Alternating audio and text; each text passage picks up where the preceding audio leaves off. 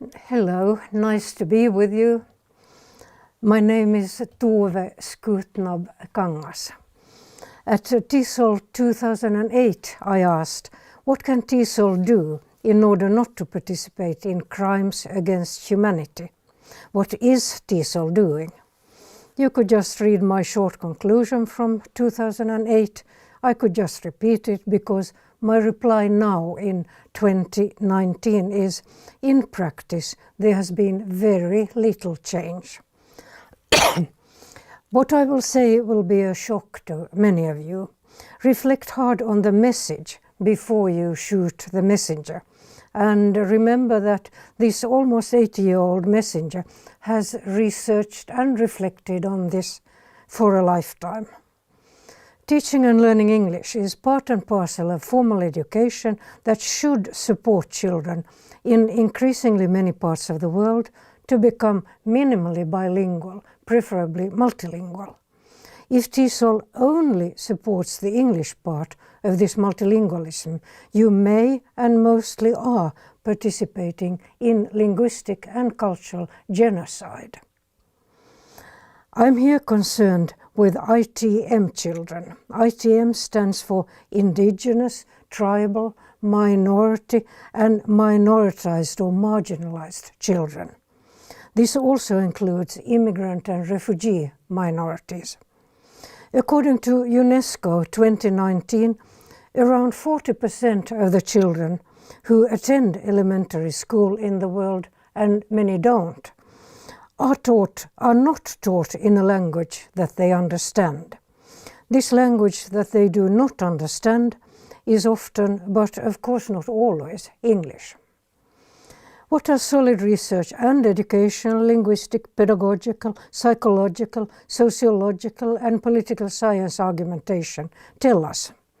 If ITM children are educated using a dominant language, such as English, as the main teaching language in a submersion or even early exit transitional program, this prevents access to education because of the linguistic, pedagogical and psychological barriers that it creates. Thus, it violates the human right to education. This right is expressed in many international human rights documents, also in the United Nations Convention on the Rights of the Child, Article 29. This convention has been ratified by all other UN member states except Somalia, and the United States was the next but last of the world states that ratified it. Submersion and early exit transitional education often curtails the development of the children's capabilities and perpetuates thus poverty in the world. This conclusion is based on economics Nobel laureate Amartya Sen's theories on capability development. The theories have been developed further for multilingualism by Ajit Mohanty. We launched his latest fantastic book, The Multilingual Reality, Living with Languages, in November last year in India. The book is very relevant for all TESOLers. The assimilationist education that many TESOL members are involved in very often forcibly transfers or attempts to transfer ITM children from their own group to the dominant English-speaking group, both linguistically and culturally. This education also can also cause very serious mental harm. Social dislocation, psychological, cognitive, linguistic and especially educational harm.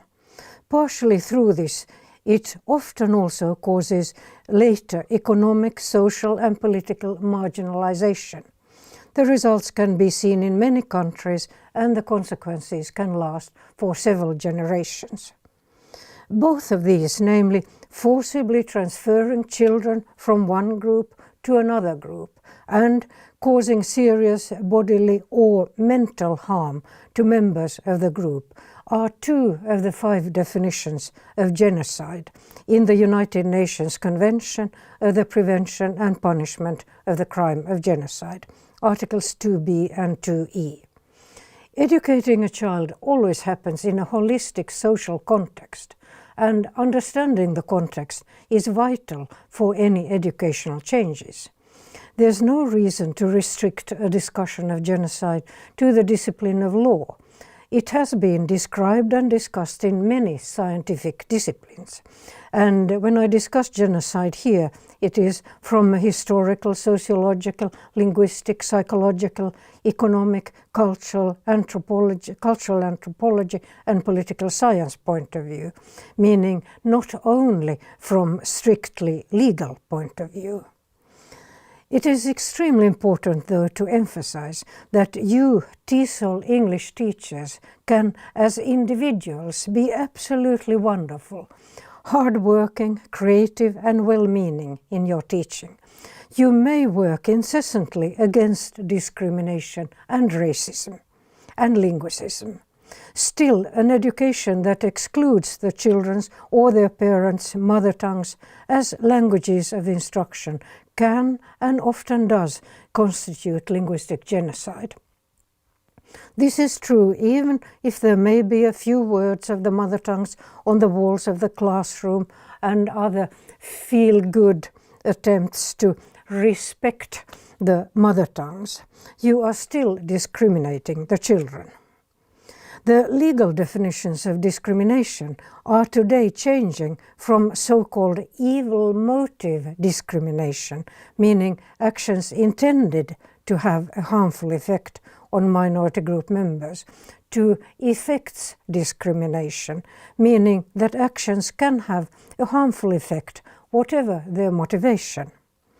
When discrimination and racism, including linguicism, permeate society not only at the individual but also at the institutional level, both covertly and overtly, racial control has been so well institutionalized that the individual, for instance a teacher, generally does not have to exercise a choice to operate in a racist or linguist manner.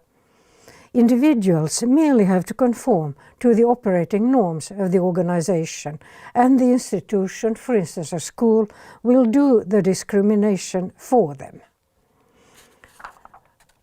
This means that the way schools are organized to exclude ITM children's mother tongues as teaching languages can function genocidally. When states persist in implementing these English-only or English-mostly educational policies in the full knowledge from research of their devastating effects, the education can thus sociologically, psychologically, linguistically, and educationally be termed genocide, according to 2 of the 5 definitions in the United Nations 1948 Genocide Convention. But this is not all. Worse to come. Article 3 of the Genocide Convention enumerates the 5 actions which are punishable. According to Article 3e, even complicity in genocide is punishable. You can thus be complicit if you accept the English-only or English-mostly education.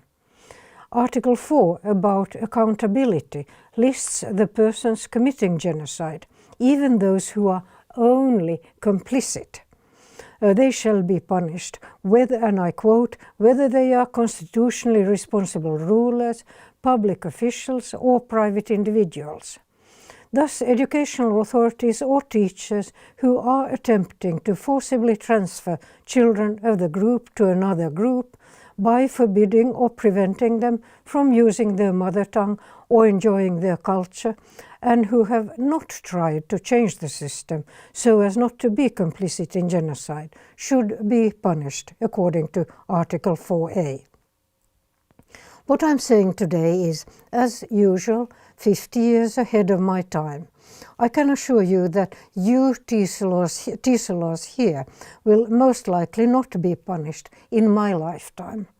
But you should at least know what the convention that your country has ratified states, and act much more forcefully than you and TESOL have done so far. I asked 10 years ago, what can TESOL do, here and internationally, in order not to participate in these crimes against humanity? My answer was then and is still mother tongue-based multilingual education for ITM children. If you do this, ITM education could promote high levels of multilingualism. This would give better results in terms of school achievement, learning of the dominant language, in your case English, and issues around a positive self-confidence and multilingual identity. Now, what about money? It is clear economists tell us that not even the initial short-term costs would be more than a few % higher if you organize mother tongue-based multilingual education. In the middle and long term, this education would lead to considerable savings.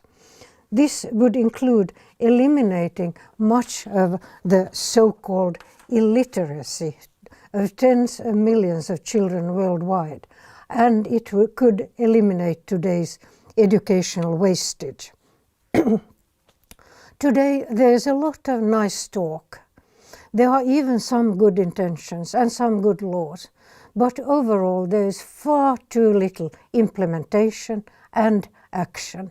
You can change this. Please do. Thank you for listening.